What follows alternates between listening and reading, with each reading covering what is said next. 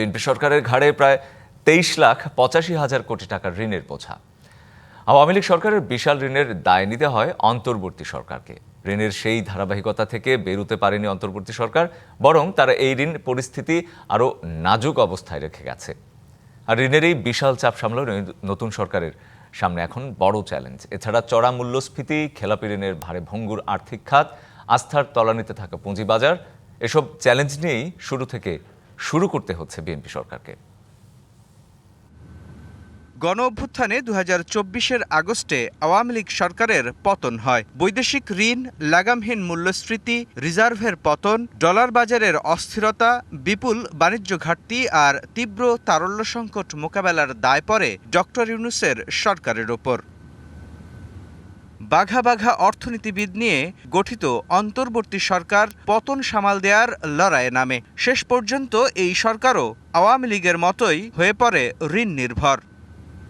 বিশ্বের নানা প্রান্ত থেকে রেমিটেন্স লেনদেনে নগদ নিয়ে এলো হার না মানা হার অফার। সর্বনিম্ন 10,000 টাকার রেমিটেন্স নগদে পাঠালে স্বর্ণের হার জেতার সুযোগ। সবশেষ হিসাব বলছে 2025 সালের ডিসেম্বর পর্যন্ত সরকারের ঋণের পরিমাণ 23,84,968 কোটি টাকা, যা 2024-এর ডিসেম্বরেও ছিল 21,51,174 কোটি টাকা। অর্থনীতিবিদ ডক্টর দেবপ্রিয় ভট্টাচার্যের পর্যবেক্ষণ, আওয়ামী লীগ সরকার ঋণ ও দায়ের যে পরিস্থিতি রেখে গিয়েছিল তার চেয়েও নাজুক অবস্থায় রেখে গেছে অন্তর্বর্তী সরকার। এ কারণে সবচেয়ে বেশি ঋণের বোঝার দায় নিতে হলো নতুন সরকারকে। সরকার ঋণ পরিস্থিতি যেভাবে পেয়েছিল, দায় দেনা পরিস্থিতি যেরকম ভাবে পেয়েছিল, তার চেয়ে আরেকটু খারাপ অবস্থাতে রেখে গেছে।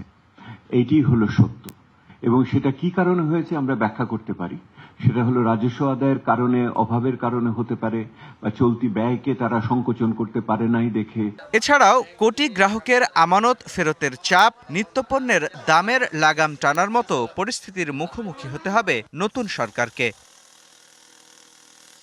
সংশ্লিষ্টরা বলছেন, আর্থিক কাঠামো শক্তিশালী করতে দরকার শক্ত আইনি ভিত্তি। এটি নিশ্চিতে সংস্কার পদক্ষেপকে দ্রুত এগিয়ে নিতে হবে।